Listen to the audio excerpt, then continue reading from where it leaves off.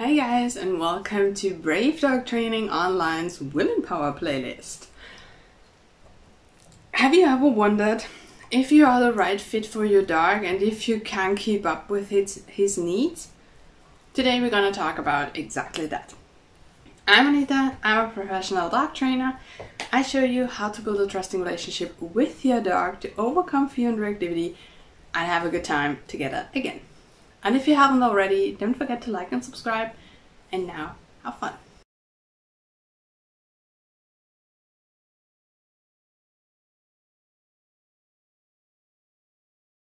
Alright, so sometimes we feel like we're not enough. For example, when I moved to a tiny little apartment with Sammy, I was really worried that he may not be able to adapt to that because he would have to go outside, so get dressed and be on a leash 3-4 whatever times a day whenever he has to go to the toilet. And we will meet people, we will meet dogs again, and this was something that was really hard for him when he was young. So I was really worried that I'm not making good decisions, I'm not being a good dog mom, I'm not enough for him, I'm not the right person for him, I'm whatever. And turns out I was really wrong, because he is kind of okay with all of this. He doesn't mind if we see people, he doesn't mind if he has to get dressed. Of course, only in our ritual and with treats and stuff like that, but he's fine with it, okay? So I was really wrong there. More recently, I was worried because I saw people spread salt over our pavements. And why don't you tell me in the comments if this is something that happens in your area as well and how you feel about it. I know why they do it, because safety and stuff like that, but it's for our pets, it's really crappy, because yes, with dogs we can put something on the paws so they don't come into close contact with salt, but what do you do with cats, for example? You can't just apply ointment on cat's paws. It's not that easy. Alright, but that's beside the point. I was worried that this is something that is gonna be very challenging for him, because the we go out ritual will take a lot longer with applying stuff on his paws, and he doesn't like to get touched on his paws very much. He's okay with it, but this is a whole new procedure, and he does not want to walk in grass as well, so this would be an alternative for another dog. For him it's not. So again, I was worried because this is something that really is not really okay for him, and this time I'm right. But that doesn't mean that I'm not the right person for him. It just means that I have to work towards something that is a better fit, and the time in between will be okay. It will be a little tougher, but it will be okay. And this is not something where I would talk about rehoming or stuff like that, because he is fine except for this tiny part, okay?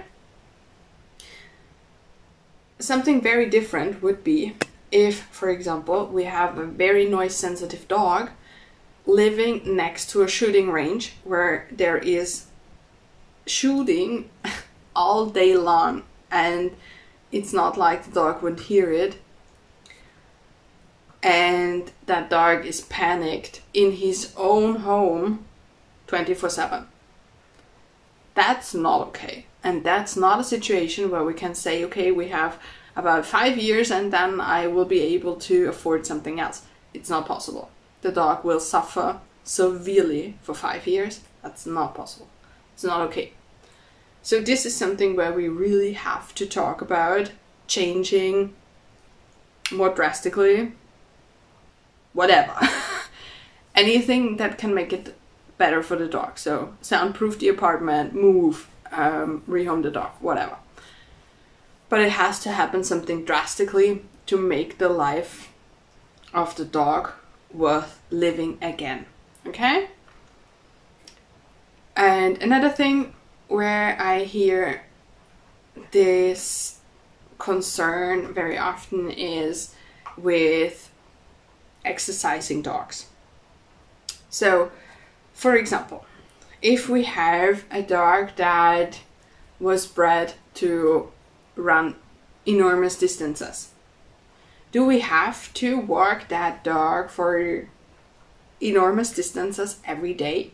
We can't do that because we have to work and we have whatever responsibilities, and we can't just keep walking all day long. It's not possible. Okay? And this is a situation where this is again not true. Only because a dog is bred to do something doesn't mean he has to do that. Take hunting dogs, for example. If you have a hunting dog and you're not a hunter, and even if you are a hunter, not every time that hunting dog goes outside is he allowed to hunt as much as long and whatever he wants. It's not possible. And we don't even talk about it because it's a no-brainer. Of course we can't allow our dogs to hunt just whatever they want. And we are not feeling bad because we're not allowing the dog to hunt. We are finding alternatives that are fun for the dog as well. And with every other group of dogs or breeds or whatever, we can do the same. It doesn't mean that our dog will suffer. And that's the huge difference. Is the dog suffering, or is he just bored or a little uncomfortable?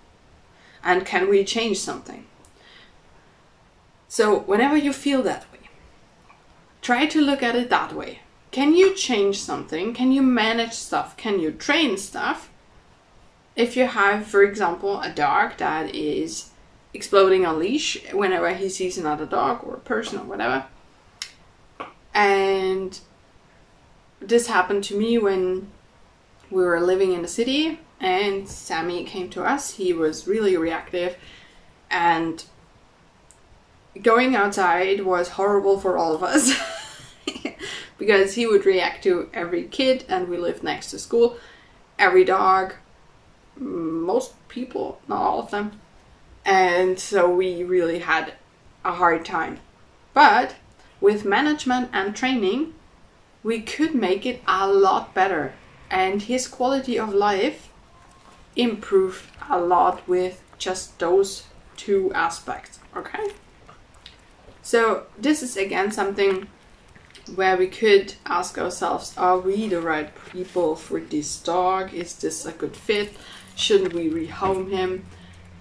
And actually, maybe there would be a better home when we look at the environment. But maybe not when it comes to people. Because having a loving family is so enormously important that we cannot just look at what we can offer the dog. We have to look at the overall quality of life. And having a really good social partner contributes to quality of life in a huge way. So I hope this helps a little bit, and I wish you an amazing time with your dog. I wish you a lot of fun finding out alternatives to meet your dog's needs. And don't forget to like and subscribe, and tell me in the comments what your dog would love to do, but he just can't. Until next time, bye!